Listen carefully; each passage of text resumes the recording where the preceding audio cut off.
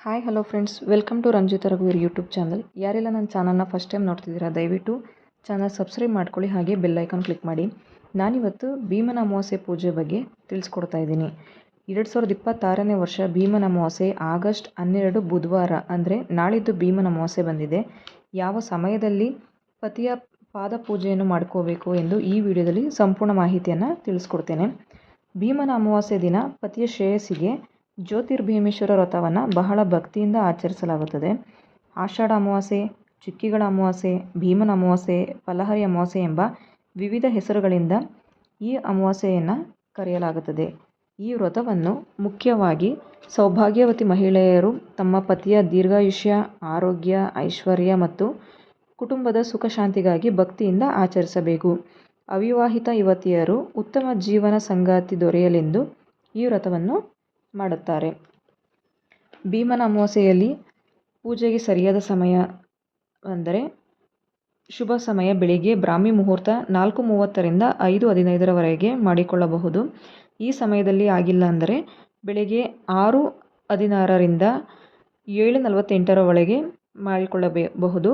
ಇದಲ್ಲದೆ ಬೆಳಿಗ್ಗೆ 7:45ರಿಂದ 9:20ರವರೆಗೆ ಮಾಡಿಕೊಳ್ಳಬಹುದು. ಇದು ಸಾಧ್ಯವಾಗದ ಹೋದಲ್ಲಿ 10:35ರಿಂದ 12:40 ಒಳಗೆ ಮಾಡಿಕೊಳ್ಳಬಹುದು.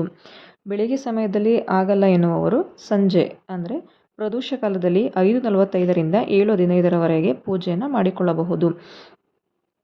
ಈ ದಿನ ಶಿವಪಾರ್ವತಿಯರ ಫೋಟೋ ಮುಂದೆ 1 ಲೋಟ ಹಸಿ ಹಾಲಿಗೆ ಅರಿಶಿಣ ಕೊಂಬನ್ನು ನೆನೆಸಿಡಬೇಕು.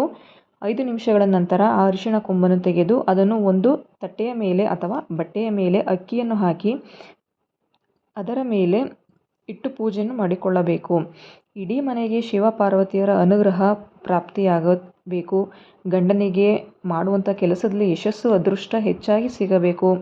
ಗಂಡ ಹೆಂಡತಿಯ ನಡುವೆ ಶಿವಪಾರ್ವತಿಯರ ಪ್ರೀತಿ ಉಂಟಾಗಬೇಕು ಎಂದು ಭಕ್ತಿಯಿಂದ ಸ್ಮರಿಸುತ್ತಾ ಒಂದು ಹಸಿರು ಬಣ್ಣದ ಬಟ್ಟೆಗೆ ಅರಿಶಿಣದ ಕೊಂಬನ್ನು ಹಾಕಿ ಮೂಟೆಯ ರೀತಿ ಗಂಟು ಕಟ್ಟಿಕೊಳ್ಳಬೇಕು.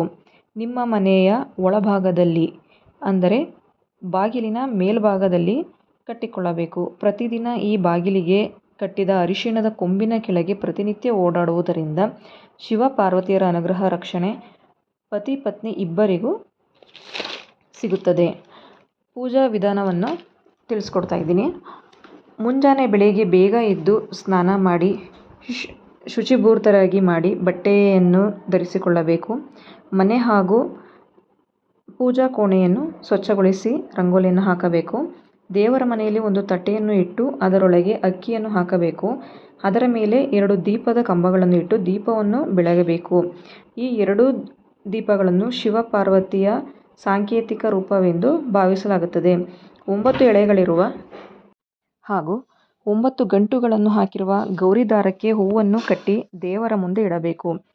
ಪ್ರಥಮ ಪೂಜ್ಯರಾದ ಗಣಪತಿಯನ್ನು ಪ್ರಾರ್ಥಿಸಿ ನಂತರ ಶಿವಪಾರ್ವತಿಯನ್ನು ದೀಪಸ್ತಂಭದಲ್ಲಿ ಆಹ್ವಾನಿಸಬೇಕು. ದೀಪಗಳಿಗೆ ಅರಿಶಿಣ, ಕುಂಕುಮ, ಅಕ್ಷತೆ ಹಾಗೂ ಹೂವುಗಳನ್ನು ಅರ್ಪಿಸಿ ಪೂಜೆ ಮಾಡಬೇಕು. ದೇವರಿಗೆ ನೈವೇದ್ಯಗಳನ್ನು ಅರ್ಪಿಸಬೇಕು. ನಂತರ ವ್ರತದ ಮಹತ್ವವನ್ನು ಸಾರುವಂತಹ ಭೀಮನ ಅಮಾವಾಸ್ಯೆಯ ಕಥೆಯನ್ನು ಓದಬೇಕು ಮತ್ತು ಕೇಳಬೇಕು.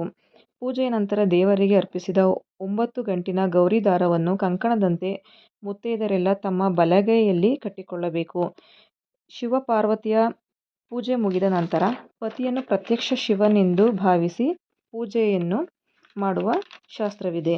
ಇದಕ್ಕೆ ಪತಿಯನ್ನು ಪೂರ್ವಾಭಿಮುಖವಾಗಿ ಒಂದು ಮಣೆಯ ಮೇಲೆ ಕೂರಿಸಿ ಪತಿಯ ಪಾದ ಒಂದು ದೊಡ್ಡ ತಟ್ಟೆಯೊಳಗೆ ಇರಿಸಿ ನೀರನ್ನು ಹಾಕಿ ಭಕ್ತಿಯಿಂದ ತೊಳೆಯಬೇಕು. ಪತಿಯ ಪಾದಗಳಿಗೆ ಅರಿಶಿಣವನ್ನು ಸವರಬೇಕು. ಅದರ ಮೇಲೆ ಕುಂಕುಮದ ಬೊಟ್ಟು ಇಟ್ಟು ಅಕ್ಷತೆಯನ್ನು ಹಾಕಬೇಕು ಹಾಗೂ ಹೂಗಳನ್ನು ಹಾಕಬೇಕು.